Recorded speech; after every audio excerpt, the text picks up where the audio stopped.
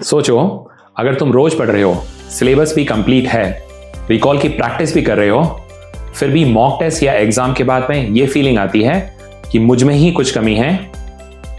आज का वीडियो बहुत इंपॉर्टेंट है क्योंकि प्रॉब्लम तुम नहीं हो। इंडिया में एक चीज कॉमन है, हार्ड वर्किंग स्टूडेंट्स जो ऑनेस्टली मेहनत तो बहुत करते हैं, फिर भी मार्क्स कन्वर्ट नहीं होते क्योंकि हम मान लेते हैं ज्यादा पढ़ना is equal to better marks, ज्यादा practice is equal to better ranks, जो कुछ हद तक सही भी है, पर रियलिटी थोड़ी डिफरेंट है।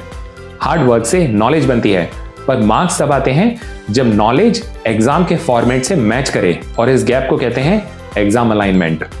एग्जाम अलाइनमेंट का मतलब सिंपल है, तुम जिस तरह से प्रैक्टिस कर रहे हो क्या वो एग्जाम के असेसमेंट स्टाइल से मैच करता है। एग्जाम ये नहीं पूछता कि तुमने कितना पढ़ा या तुम्हें कितना याद है, एग्जाम ये पूछता है कि तुम प्रेशर में कैसे सोचते हो, तुम ऑप्शंस के बीच में से डिसाइड कैसे करते हो, तुम लिमिटेड टाइम के प्रेशर में कैसे परफॉर्म करते हो। अगर प्रैक्टिस और एग्जाम का स्टाइल मैच नहीं करता तो मार्क्स कन्वर्ट नहीं होते। तो आओ अब कॉमन एग्जाम मिसअलाइनमेंट को समझते हैं।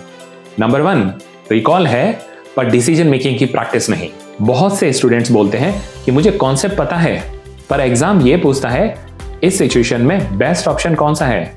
मतलब कोई भी क्वेश्चन सीधा नहीं होता, क्वेश्चंस को डिफरेंटली फ्रेम किया होता है, तो आपको उसको समझना होता है और उसको समझ करके राइट आंसर आपको देना होता है। तो अगर प्रैक्टिस के टाइम इस तरह की डिसीजन मेकिंग की प्रैक्टिस नहीं करी तो मार्क्स कन्वर्ट कैसे होंगे, और एग्जाम में फ्रीज होना नॉर्मल है। नंबर 2, प्रैक्टिस सेफ है बट एग्जाम अनसेफ फील होता है। प्रैक्टिस के टाइम नोटबुक पास में है, फेमिलियर क्वेश्चंस हैं और साथ में किसी तरह का टाइम का कोई प्रेशर नहीं, पर यही चीज एग्जाम के टाइम बदल जाती है।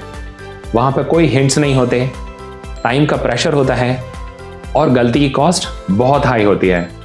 तो ऐसे टाइम में ब्रेन अनसेफ फील करता है और पैनिक कर जाता है। ह्यूमन साइकोलॉजी के हिसाब से ब्रेन सेफ जगह पर अच्छा परफॉर्म करता है, प्रेशर में नहीं, अनलेस ट्रेन्ड। तो अगर आप इस बात को समझे, हमको एग्जाम की तरीके से अपने आप को ट्रेन करना बहुत जरूरी है। नंबर 3, प्रैक्टिस अनटाइम्ड है बट एग्जाम तो टाइम्ड है। जब हम घर पे होते हैं तो कहते हैं बाद में सोच के कर लूंगा, पर एग्जाम के टाइम में क्लॉक चल रही होती है, फटीग बिल्ड होती जाती है और पैनिक क्रीप करता रहता है। तो अगर प्रैक्टिस के टाइम इन सब चीजों की प्रैक्टिस नहीं करी तो एग्जाम में क्लैरिटी नहीं आती है। Number 4, burnout.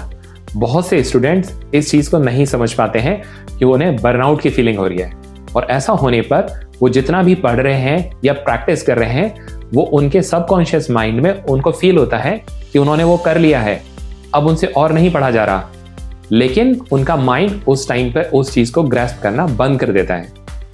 यानी आपको एक रीसेट की जरूरत है, एक पॉज की जरूरत है।